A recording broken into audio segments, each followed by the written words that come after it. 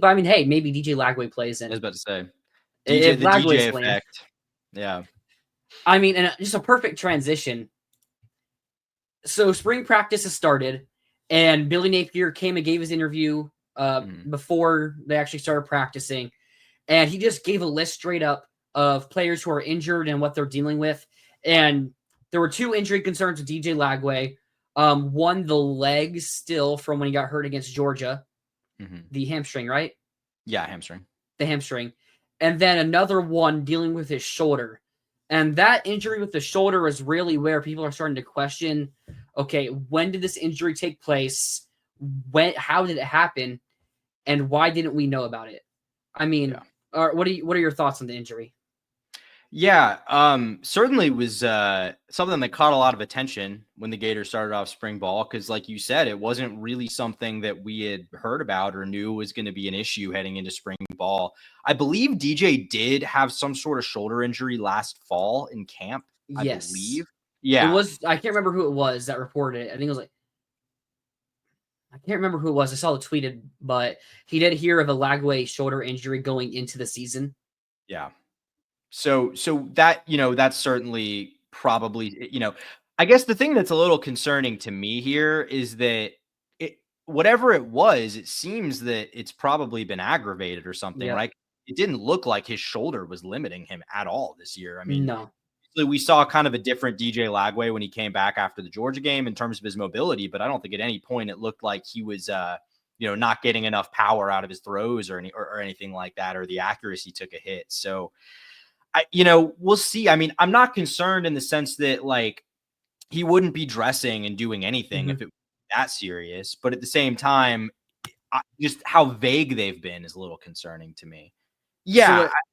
So Jackson Johnson is saying here, DJ Lagway's injury is a concern for the spring, but he should be 100% healthy by fall camp or week 3 against LSU. I think the main concern here is if this is the same injury that has been nagging him since the preseason of the 2024 football season, is this just something they can't figure out what it is? And it's like, maybe it stops him from reaching his full potential in his time here. Because they did say Lagway didn't have any surgeries. So there is that. But I think, and you had, I think it was Mark Scott, right? Is that who it was who tweeted? Mark Long? Mark Long, sorry, yeah. Mark Long, who tweeted something fishy, something's weird here. Because they're not really revealing how the injury happened. They're saying he's injured, but he still is practicing. He's just not throwing, which for a QB, throwing is half the job there. So you would wish that he could throw. I mean, I think a lot of it for Lagway is also going to be some mental learning stuff than rather his arm.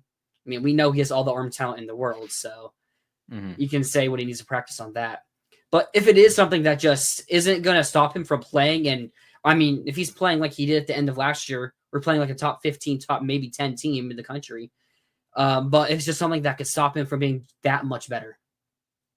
Yeah, again, it's just like, because I mean, a guy being banged up in spring ball is not anything out of the ordinary. I mean, we're still not that far removed from the end of the season. Like, there's guys still dealing with lingering stuff. I'm sure DJ's hamstring's probably not completely 100% yet right now, or at least it might not be.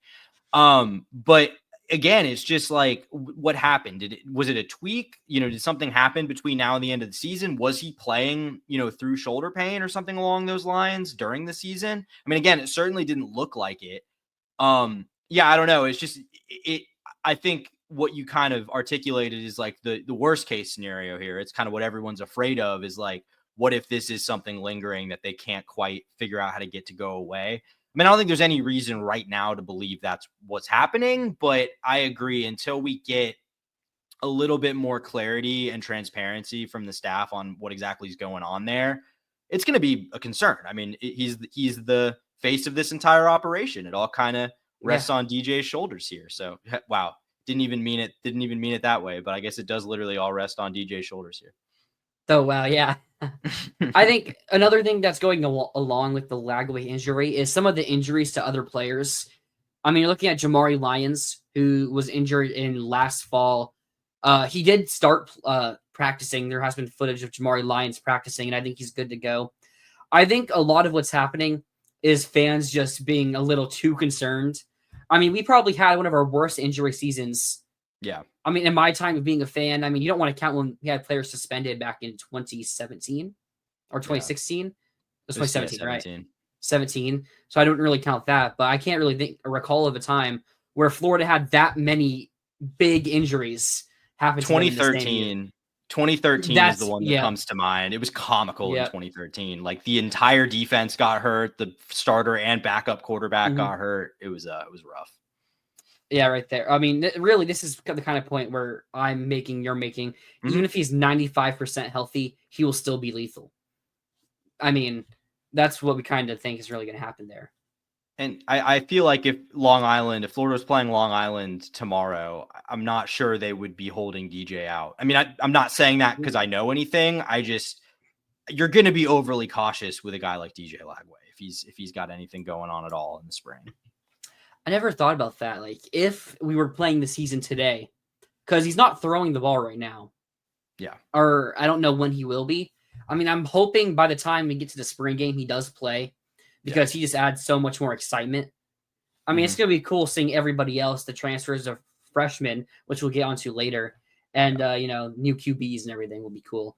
But I mean, really, not everyone's going there only because of Lagway, but Lagway adds another 50% more excitement to the game than what would it be.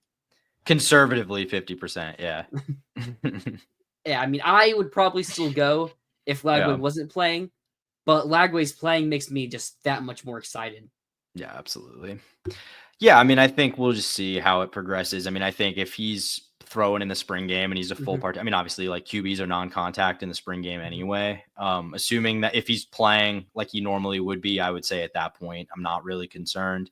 And like Michael said, like I'm not super concerned even if he's slightly limited entering the year because he has arm strength to spare. Like it's DJ Lagway losing a little bit of power there is not going to be debilitating. You just want to see him obviously be 100% and a little concerning that it's been a couple different things for him so far. And like we talked about, if it is that nagging injury from last fall, I mean, we still saw him throw deep balls in week 2 against Stanford. Yeah. I mean, the passes he was making almost said Pearsall, Elijah Badger, like those were passes no one else on the roster could make. So like his 95% is still better than any QBs we've probably had since like Felipe Franks. Yeah, it's like to me, it's like either it's at the same level as it was during the season and they're just being overly cautious, or something has happened since the season to re-aggravate it, which obviously would be much worse. So hopefully it's the former. Yeah. Gotta agree with you here, Michael. We're going to pray for 100%.